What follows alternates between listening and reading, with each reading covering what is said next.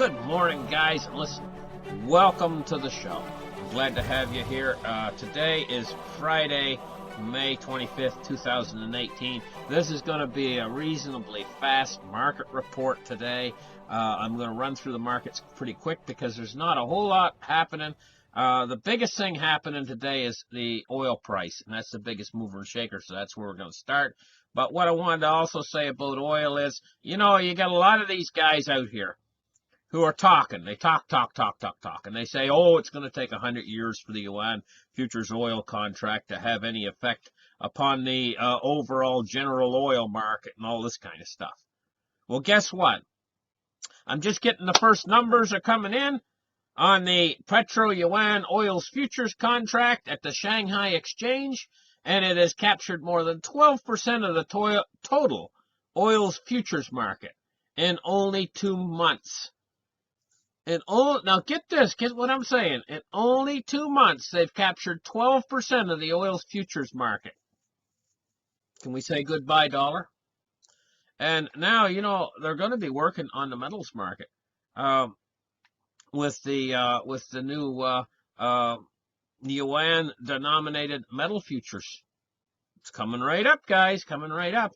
So let's move on with the markets, and we're going to get right in here with the first chart. So let's start the charts right here. Pow.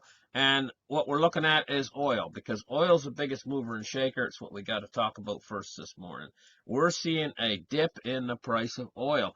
$2 down today.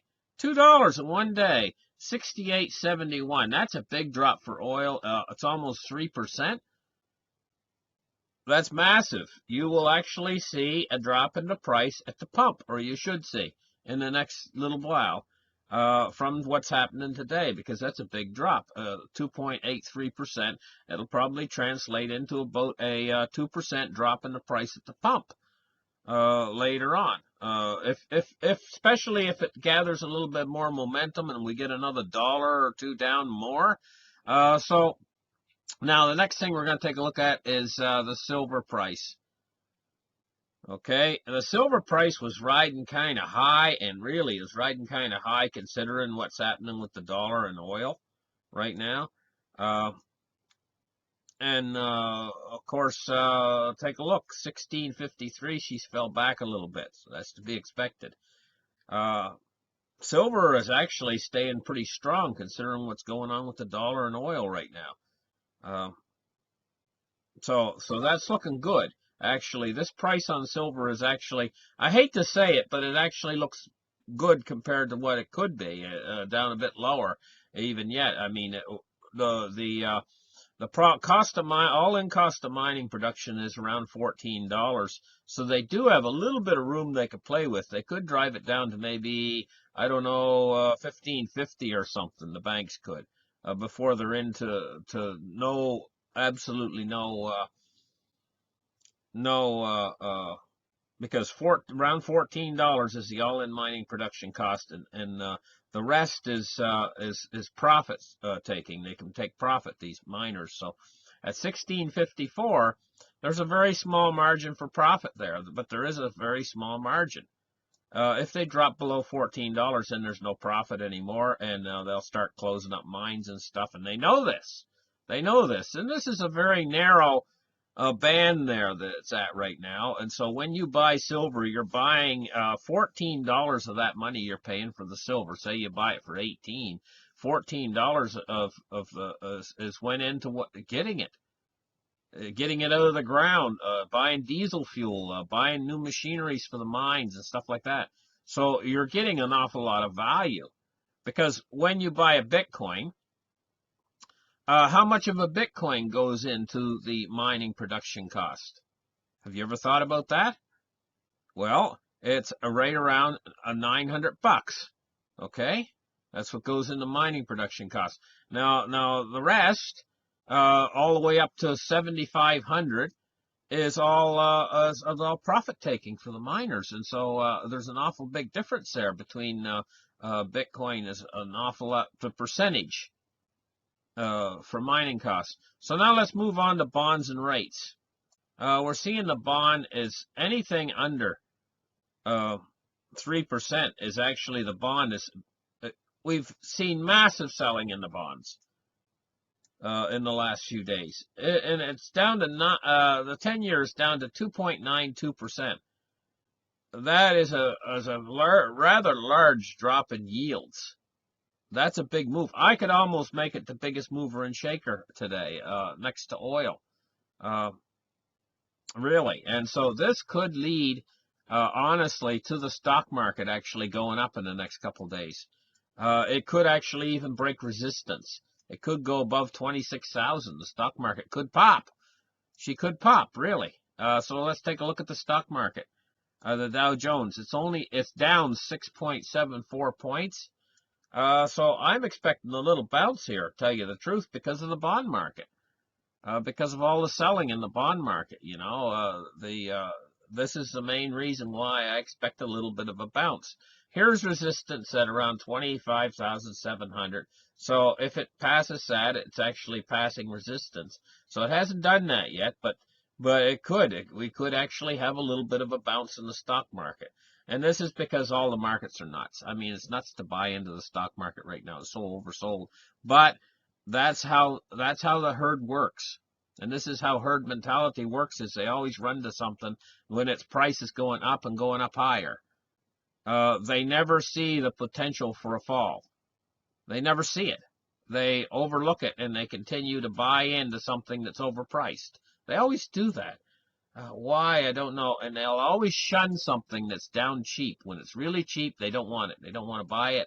It's unloved, and that's where silver is right now, to tell you the truth. And the stock market is oversold, but it can be oversold a little bit more. And so we can see a little bit of a bounce coming right up. Now, we've done oil. Now, we haven't done Bitcoin. Here's Bitcoin today. Bitcoin's been suffering. It's been suffering lately, but it was last night. It was down as low as 73.28 at Bitstamp. It's made it back a little bit to 75, up a couple hundred from what its lows last night. But I don't have a lot of faith. I think she's coming down to make bottoms. And myself, this is to buy into this market right now is to catch a falling knife. I mean, this whole thing, until she makes her final bottoms, she's in this process. I've seen this before. It was during this process the last time that I sold my Bitcoins, and I really regret it. You should be buying at the bottom end of this process. That's where you should be buying in, actually. But I don't think this process is over yet. I think it's got lower to go yet, but that's just my opinion. Do not take that as financial advice. If you feel like buying Bitcoin right now, go ahead and buy it. Because if you HODL it, ultimately you will be the winner in the end. Even if it does go lower in the interim. So it could go down to 4,000, 3,000, even 2,000 bucks in the next so many months before it takes off again. But next time it takes off, it's going to be the real big one. Do you remember when it took off from $2 all the way up to 19,988? That wasn't the big one. You didn't miss the boat. That wasn't the big one. The big one's coming up. The big one's coming up when it goes from whatever it goes down to. Say it goes down to 2,000. And it goes all the way up to 200,000 or whatever. That's the big one. So you haven't missed out. You haven't missed the boat yet, guys. You haven't missed the boat on this stuff. This stuff is going to be really, really huge as it destroys the fiat monetary system.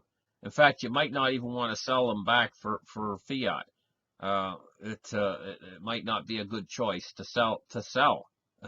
And the same way with silver. Fiat's going to die. And why would you buy back into a dying monetary system? The answer is you don't. And so once you leave it, you stay out of it into the new whatever you bought, whether it's gold, silver, or cryptocurrencies, because fiat is actually going to die ultimately. And this is because they've taken it, and they have abused their power and their authority to create money, their power to create money. If they had controlled the amount of money that they created and been very careful with it and hadn't been greedy pigs like they are, then maybe it would have survived, Okay, so let's take a look at the U.S. dollar. No, first, cryptocurrency market capitalizations. $335 billion this morning. Bitcoin dominance is at 38.2%.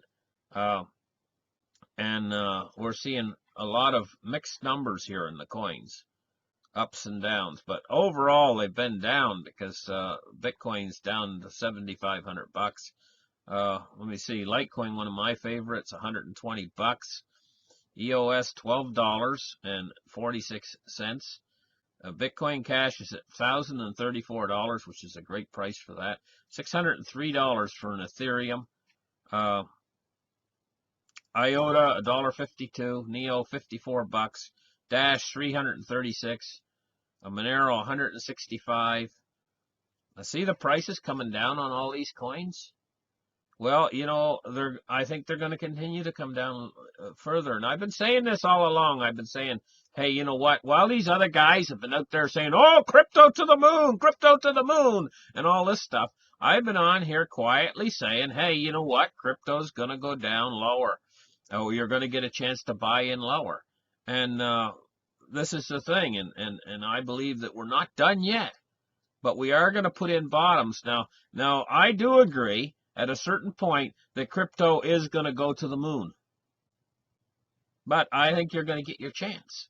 And I'm going to let you know when I plan on buying in. But I'm not going to give you financial advice. I'll just let you know what I'm doing. There's nothing wrong with me letting you know what I'm doing. And if everybody wants to follow it's your option. Now, here's the U.S. dollar index, 94.16, up high and up strong today. Deutsche Bank. I got to do a show on Deutsche Bank very soon. I'm just kind of waiting to put it together. I'm waiting to see what their stock does. I haven't checked into them today. I know that they're riding awful low. They're having an awful lot of problems. When are investors going to realize they were buying their stock yesterday? Their stock went down, hit a bottom. They had a bunch of buyers coming back, springing back in, thinking it's a value. It's the stupidest thing I've ever seen in my life because they're buying a company. Well, I know what they're thinking is. They're thinking is, hey, the government cannot let Deutsche Bank go down. They're going to bail Deutsche Bank out.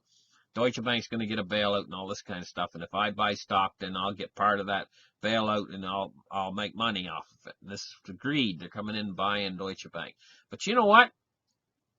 The government is not necessarily going to bail out Deutsche Bank. And the reason why is because they have been planning a takedown of the world's economy for a long time, and Deutsche Bank might be the linchpin for this takedown, a planned takedown.